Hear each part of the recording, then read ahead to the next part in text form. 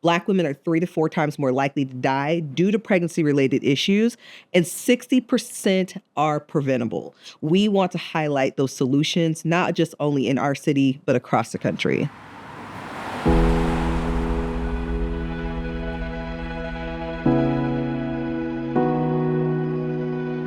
Motherhood, sisterhood, celebrating tonight.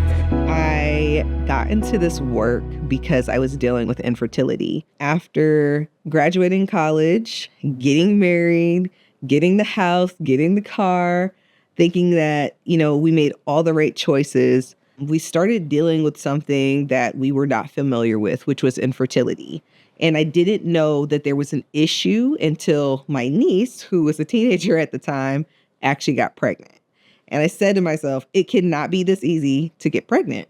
And it was. And really, that was where my journey began. I started reaching out to my doctors. They were pushing me away, giving me solutions such as just adopt, don't worry about it. Not even concerned about me doing the mental health work before taking on a child. I got referred to a fertility clinic where I really did not feel like they wanted to explore all of the options around fertility and really wanted to push me into IVF.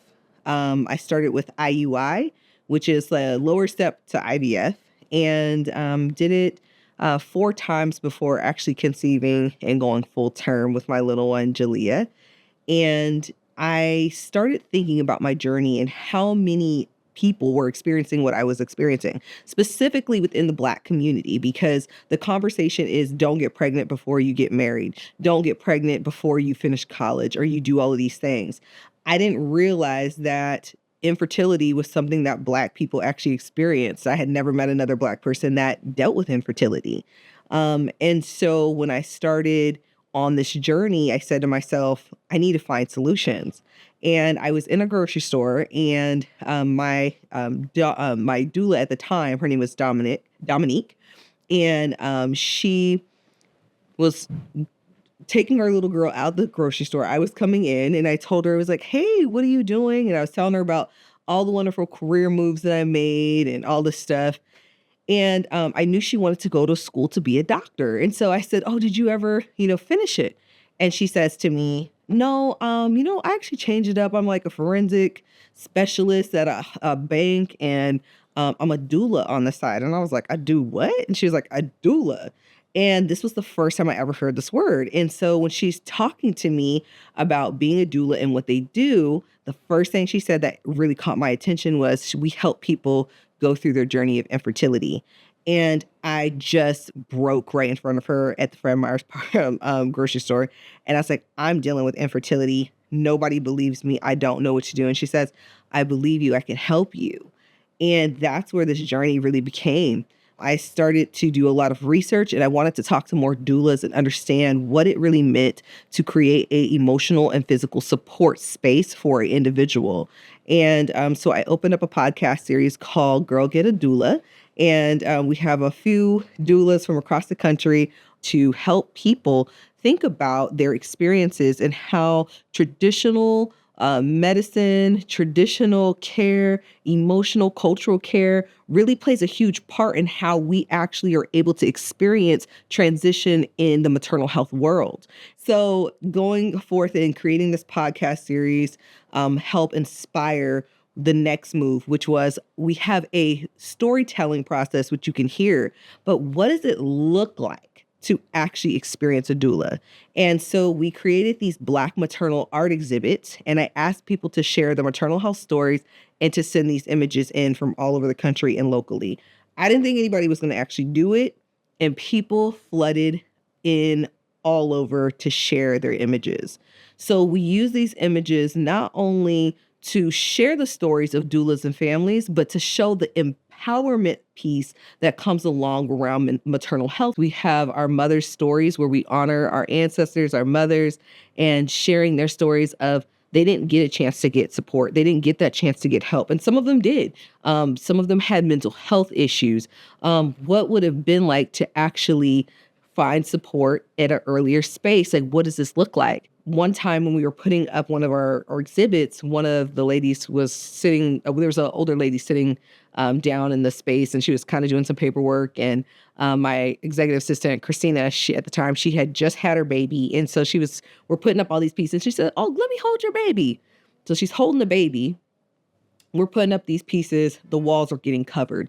You see Black women everywhere, smiling, crying. You see them going through water bursts. You see them having C-sections, all these different things. And we just hear her out of the corner. She says, "I wish I would have had support so I could be a better mother."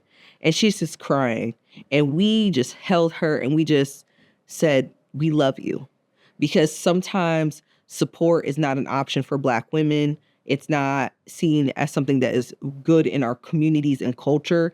And when we are not tearing down the strong Black woman syndrome, one generation at a time, one person at a time, one moment at a time, we are really going backwards, and we're staying in this space that says you don't deserve support because of who you are. You don't get to practice gentleness. You don't get to practice this softness that Black women so much desire to have, but we don't get always the option to engage in that because of the things that we experience. And so this art exhibit took me to the next step, which is the Shades of Motherhood Network. And we decided to be a part of the solution. It wasn't enough for us to talk to these doulas and people to hear them. It wasn't enough for people to see these doulas and see what their magical work that they were doing. We needed funding to not only help sustain our doulas, but to provide a workforce development space where people can say, "I am going to be a doula, and it's going to be sustainable." Empire Health Foundation gave us funding to do this work, and we did a survey in our community. We found there was 41 doulas. Out of the 41 doulas, there was only 2 Black doulas, and they were actually getting ready to transition out of the work because it wasn't sustainable living. So I was like, we need to do something about this, because we know that when people are in the medical space and they're people of color that look like each other, we know that there's positive experiences. There's data that shows the increase of connection, people believing what they're saying. There's not this fight. We needed this. So as of today, we're very proud to say that we have over 17 doulas that are in our network. They're independent agents that come through our organization and receive funding to provide care to our community. I will try not to cry because she always makes you cry. And I am the weeping willow of this family, disclaimer. But she was the reason that I was able to have my dream experience of having a doula. Our story is so poetic. It's like a love story, I'll say. I tease Stephanie. We are sister wives, but I also call her my God sister because she literally was sent to me by God. So I have 4 children, and when I was pregnant with my youngest, at that point, I had been in Spokane for, I guess, 8 years, and I had searched for a doula, a Black doula, for the entire time, and I didn't have kids until I got here. So I was like, I know there's only a few of Black people out here, so they say, but there's got to be at least one doula. So I went on this whole dive on the internet trying to find a Black doula or someone that could support me in my birth experience.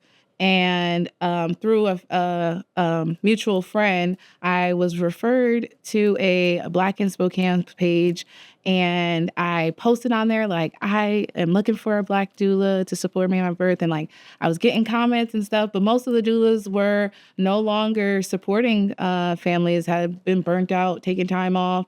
And Stephanie's name popped up on there. Somebody said Stephanie Courtney or on there. And so I, reached out to her, and she was like, well, I'm not practicing doula, but I can support you and give you emotional doula support. And I said, okay, well, I need it in this pregnancy. This was a surprise, a little unexpected for us. So I needed that extra sister to walk with me. I have 4 sisters, but you never have too many sisters, honestly. And so she walked with me every week until I gave birth. She would check on me, bring me resources and information. And I didn't know her from Adam and Eve, but when we met, we both connected and bonded over, East Coast life because she's from Jersey, and I'm from Connecticut, New York area. So we were just bonded over there, and just it was nice to meet someone that understood me better than most people in the community. And I just loved, and I felt empowered by the work she was doing, and my natural temperament or characteristic is to support my sisters because I have so many and I'm one of the youngest. It's like all I want to do is support my big sister. And I look up to her in that light. And so she really rocked with me, even on the hard days when I didn't want to call her and I wasn't picking up the phone because I'm depressed and experiencing prenatal depression for the first time. But she understood and she never judged me on it. She ended up granting me funding for a doula.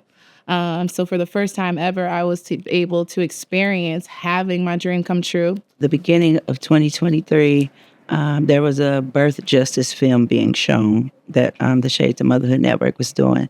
And I attended the birth justice film. From watching it, I recognized some things that I went through. I have 4 children, and I didn't know anything about a doula, anything about a midwife. It was, you go to the hospital to have your baby, you do what they tell you to do, and, so that's all I thought it was. I luckily, with my son, I had a hemorrhage after birth, and luckily the staff caught it in time, and they were able to save my life. But at that birth justice film, I saw that a lot of women go through that exact same experience, but they don't make it out. And that, Black women are 3 times more likely to die in childbirth and after childbirth. So I was like, oh my gosh, like I made it out of that statistic. So I didn't realize how scary that was. I had in the past been fortunate enough to have midwives and have a home birth and get the whole experience, but I never had a doula involved or a Black doula or someone that looks like me to walk with me in that cultural traditional piece. And so I wanted to be able to give women a different experience than I had, as far as knowing that they had a voice, educating them on everything that was going on or everything that was going to go on, what to expect. I really wanted to focus on the postpartum period at first because nobody talks about how bad it is after you give birth, how funky it is. It's nasty, it's smelly, it's stuff coming out of you and you feel like a mess. You just have a new baby and hormones. So I was like, I think I want to help other women during that period. And honestly, since then, it has just evolved to I enjoy helping women before they're pregnant, because a lot of times when you're first pregnant, you have no idea what's going on, what to expect. Why do I feel like this? Being in the hospital with them, experiencing childbirth with them too is amazing, because I love being able to coach them through it. When you're in a lot of pain and the doctors are asking you questions, you're like, yeah, sure, whatever you're saying, like, yes, just get this baby out of me. So being able to be that bridge, because we've had this time before you gave birth, and being able to watch what the doctors are doing and to tell them, no, that's not actually what she wants. She wants to do this. Or if their families are there, coaching their families to be, a lot of times they don't know what to do either. They see their family member in pain and they're stuck. So I like to go encourage them to, rub the shoulders, tell them that they're beautiful, tell them that they're strong. I like to be there to experience that. And of course, after they have the baby, and helping them adjust, getting them at home, identifying any health issues that they may have that can cause eclampsia or any strokes, or sometimes they have a retained placenta. It can cause bleed out. So I really enjoy being there in that end to monitor them and make sure they're feeling okay, because their body already feels, bad because they just had a baby. So sometimes it's like, yeah, I feel bad from having a baby, or do I feel bad because something's actually wrong? So being able to be through every part of a birthing person's birth journey it's been amazing. I didn't have that mother person to step in and hold my hand as I experienced those different waves of pregnancy. So my doula, Denise, stepped in. And so I say that Stephanie was my angel, that came in and gifted me that. And I will never forget it. And so I said to her at the end of my pregnancy, look, you have given me something that I can never repay you for, this experience. So like, until I can afford to buy you a boat, I am going to support you, right? And I'm going to step in. And if you need help, I need you to say it and pass me off something, pass me the ball.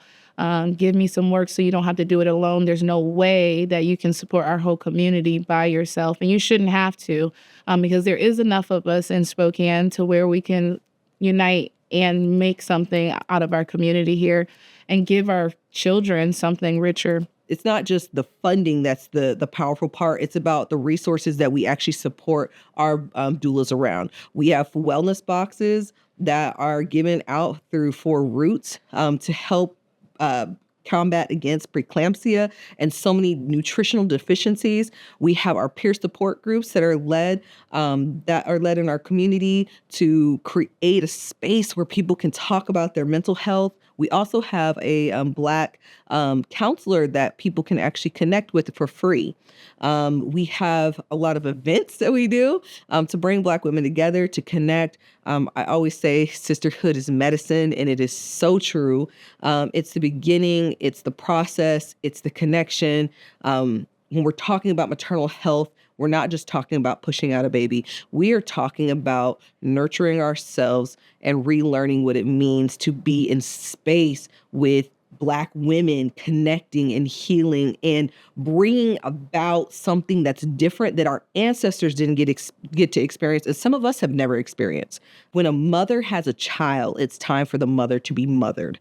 And that means we have to have healthy people in our community, which means we've got to create these spaces where people can get well. And so maternal health is much more than the prenatal and postpartum stage. It's about the fertility. It's about the menstrual cycles, understanding your body, understanding wellness, understanding what it means to birth in power and birth the way you want to, or choose not to birth. And what does that look like? So whatever way you see maternal health, you will see a doula standing right beside that to take that person through that journey unapologetically. We say things and we do them. So like the Shades of Motherhood says that they're going to be there, they're going to be there. The Shades of Motherhood says they care about unity and community and education and brilliance and elegance. Like we show it, and we show up and we're going to do it. And I think that that's just, sometimes in this world we say things so people overpromise and underdeliver, and in the Black community we have a huge trust issue with each other, and it can break bonds quickly, and establishing trust is real hard. So just being there for our community and being in the community, we're not like overpromising anything. Like we're here, we're doing what we can do in this maternal field. But I think people seeing that and like how Stephanie moves and how the Shades of Motherhood Network moves, it's just like, oh, this is possible. I have a dream. I want to live like that. I want to do this. I'm going to ask Stephanie, or I'm going to ask Mira, I'm going to ask the Shades of Motherhood how to do it. And it's like they know that we're going to be there. Then they see us working together as a unit, and it's like, okay, like it is like they're not talking crap behind each other's back. They're not tearing each other down. We're constantly lifting each other up in public, around other people, like everywhere, in private. It's like nothing is fake about it. Maternal health work requires community. Spokane has had a history of not bringing Black people together. Or if they are bringing Black people together, it's very small groups. It's not in a large capacity, seeing different generations and people from different beliefs and religion. I am a people person, and I love being with people. And so I just know a lot of people, and I was just like, you know what, let's all get together and just do something. And when we started getting this thing together, it was like, this person's bringing this person, this person's bringing this person, this person's bringing that person. And when we get there, everybody's ready to have a good time. Everybody's ready to just connect and relax and connect. That is what those nights are about. It's the first experience really of birthing a new community that really understands what connection looks like. And being in a community where there's not a lot of Black people or a lot of diversity, these spaces are crucial. Being in a military brat and being in non-diverse spaces, it sometimes can make you physically sick because you want your culture, you want to see connection. And so when I started building these spaces, people were like, I want to come to Stephanie's events because we know when we get there, we're gonna get well. And that is everything to me. When I see somebody smiling and they're laughing and they're letting go and they're getting loose, and not in a crazy way, but it's just their way. And it's something about it. We can't tell people to trust other people if we don't practice it. Practicing support, practicing trust, practicing love, and practicing connection. We are not going to be perfect. We're not going to be like the Brady Bunch. There's going to be times where we have whatever. But the one thing I want them to know is that when they show up, we're going to love them no matter what.